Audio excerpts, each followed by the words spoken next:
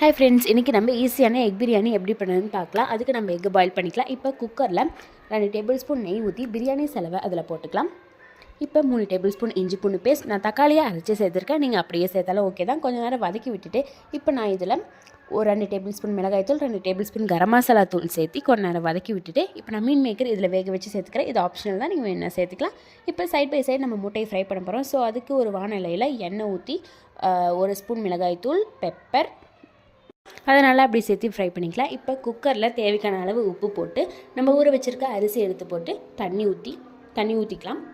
இப்போ நம்ம ஃப்ரை பண்ணி வச்சோல முட்டை அதை மேலே வச்சு கொஞ்சம் நேரம் அப்படியே கிளறி விட்டு குக்கரை மூடி விசில் போட்டுக்கலாம். ஒரு 3 விசில் போக எடுத்தோம் அப்படின்னா நம்ம சுவையான ஈஸியான எக் பிரியாணி ரெடி ஆயிடுச்சு.